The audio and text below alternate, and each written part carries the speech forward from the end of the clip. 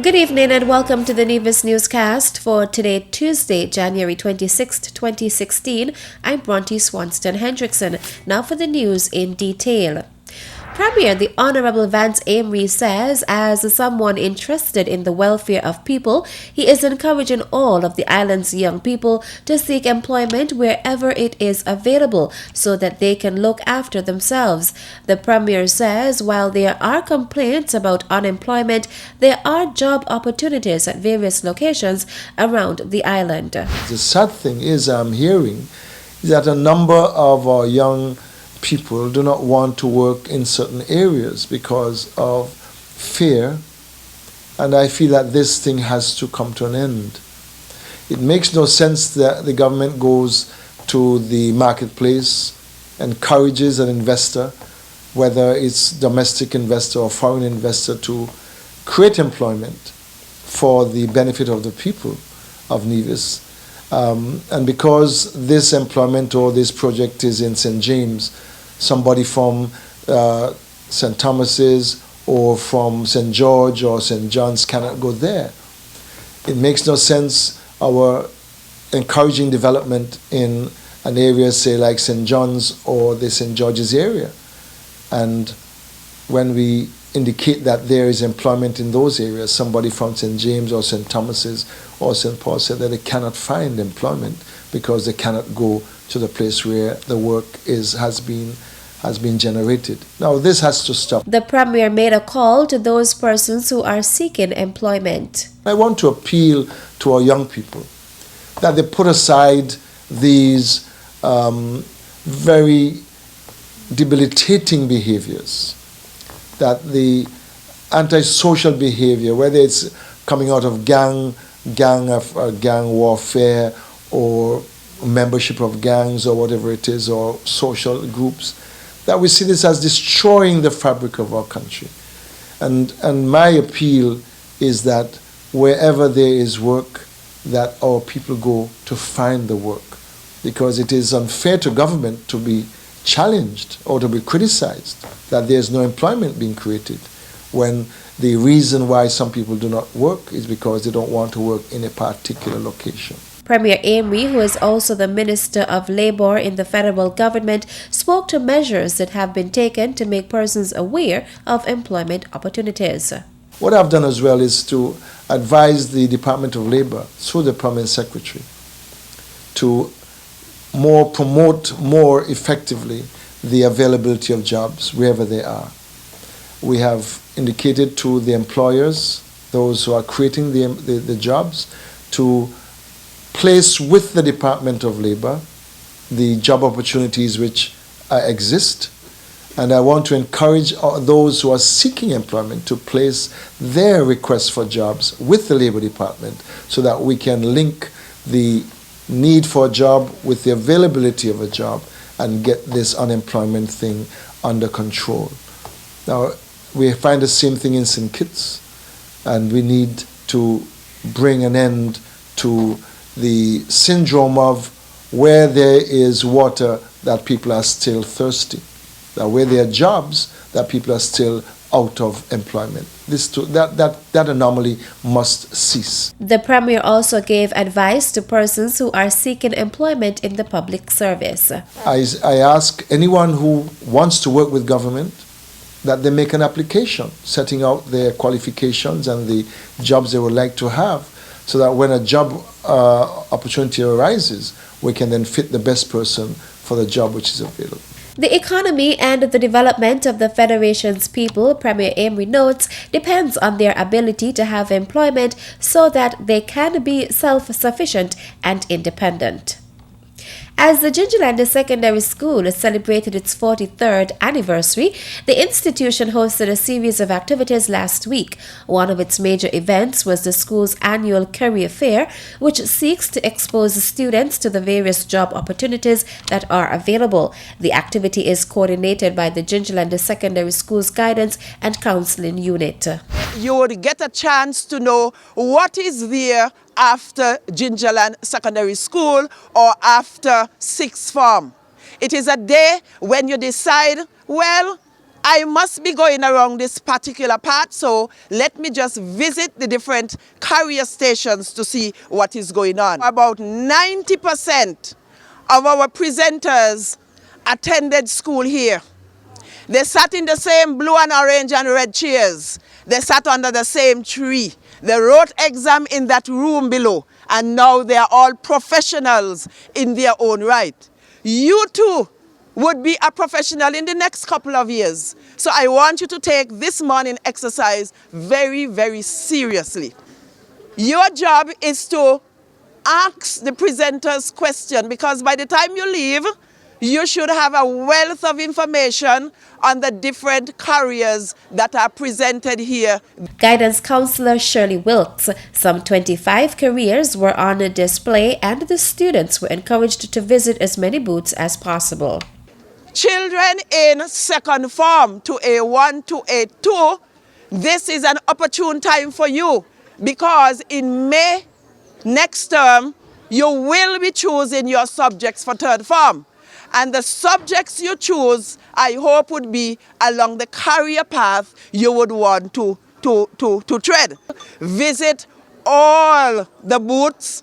Don't just pick out one or two. Visit all the groups. And we want it, as I said, to become a learning experience for you. At this time, I would like to say thank you to all our presenters. They took time out of their busy schedule to come here to make sure that you gain a wealth of information so that you would make intelligent decisions concerning your career. The Gingerland Secondary School's 43rd anniversary celebrations also included services at the Gingerland Methodist Church and Legacy International, Parent-Student Community Appreciation Day, staff development sessions, a beautification competition, a token distribution, and a school lunch.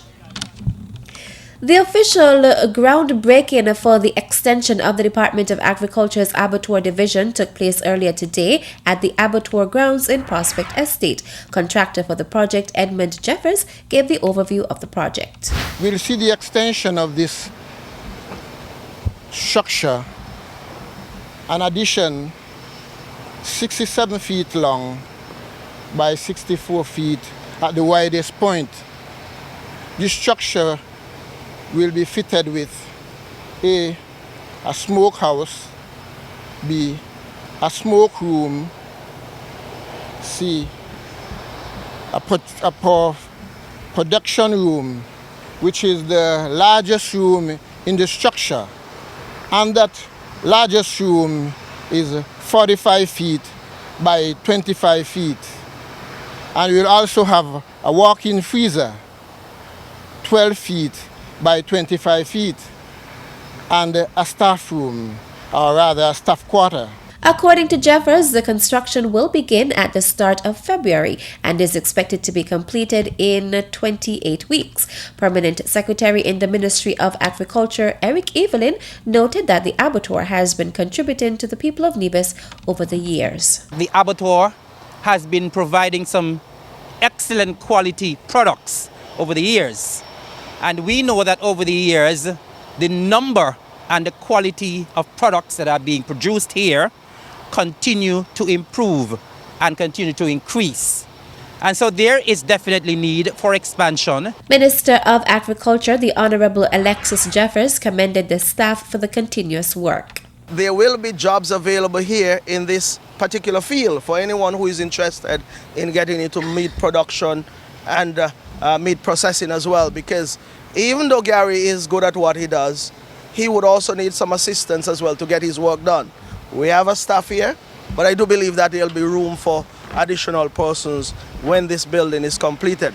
So all in all, we are doing what is necessary in agriculture to not only bring to you here on the island of Nevis what we feel are quality products, but also to make sure that when it's all said and done, Prospect on a whole would be considered a signature statement in agriculture here on the island of Nevis.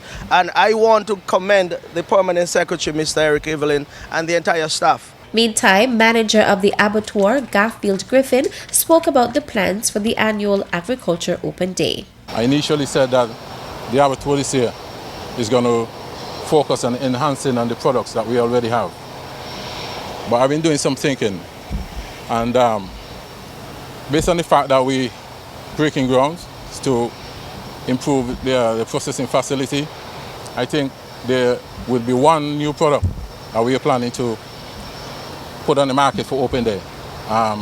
We have an abundance of pork on the island right now, so we have to find ways and means in which just on selling the raw product, find ways and means of processing the products.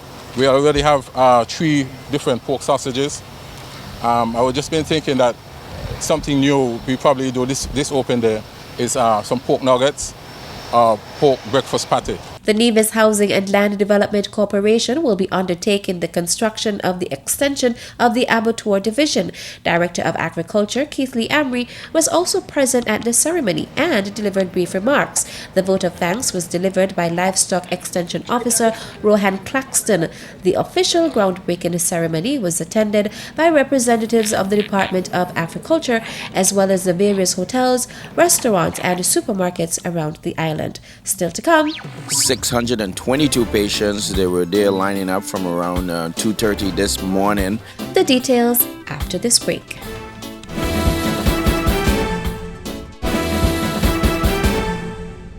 Welcome back. In an effort to promote friendship between the people of the Republic of China, Taiwan, and St. Kitts and Nevis, the Embassy of the Republic of China, Taiwan is providing 2016 Ministry of Foreign Affairs Taiwan scholarships. Nationals of St. Kitts and Nevis who are interested in learning Mandarin Chinese or further seeking a bachelor, master, or doctoral degree conducted fully in Mandarin Chinese or English are encouraged to apply for related programs. The scholarship award period is from August 2016 through its end, dropout or cancellation of registration. Its duration includes an undergraduate or doctoral program for a maximum of 4 years, a master program for a maximum of 2 years, or a pre-Mandarin language enrichment program for a maximum of 1 year. The total duration for any combination of programs is a maximum of 5 years. The Ministry of Foreign Affairs Taiwan Scholarship offers a monthly stipend and 1 round-trip economic class flight ticket for the most direct route to Taiwan. Qualified recipients should be 18 years or older and possess a high school diploma or above, perform well at his or her most recent academic institution, and be of good moral character. Nominees must finish applying procedures before March 31st, 2016 for further review and forwarding to Taiwan. For more information, contact the Premier's Ministry at 469-5521. A record of 622 men took advantage of the 9th annual prostate screening exercise, which took place on Saturday, January 23rd at the Occasions Complex, where President of Urology Associates Dr. Dwayne Thwaites and his team, comprising of Drs. Christopher Gomez, Brian Cohen, Daniel Caruso, and Elizabeth Harris, performed the screenings. Dr. Thwaites gave an overview of the day's activity. 622 patients. They were there lining up from around 2:30 this morning, and we were able to finish everyone by about 12:30. It went very smoothly, well all machined.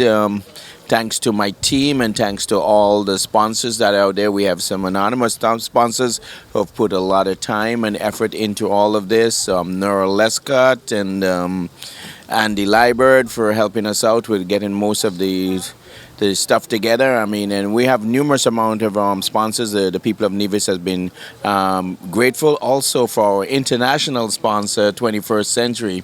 I must say, I mean, I'm just amazed, and it's getting bigger and bigger. And I think we have a fairly good sample size because of your population size. I mean, 622 men is a lot of men. And I must say, I mean, a lot of people worry about it's either a finger or a foot in the grave.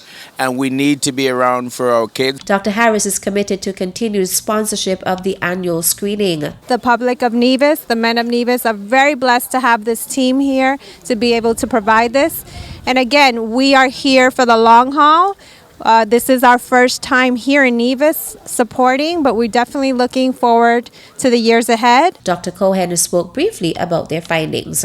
Today went great. It's the most patients we've ever had. We still are finishing in a good amount of time, and we saw some abnormalities and some men that need to get are going to need follow-up and going to need to get treated, and they're very fortunate that they have an expert in prostate cancer and urology like Dr. Thwaites down here, so that they may do so and make sure that they get good health care. According to Dr. Thwaites, there was a significant increase of 69 men compared with last year. The Ministry of Health, in collaboration with Dr. Thwaites, hosts the annual prostate screenings at no cost to the men on the island. And that concludes this evening's presentation of the Nevis Newscast. I'm Bronte Swanston Hendrickson. Thank you for viewing. Good night.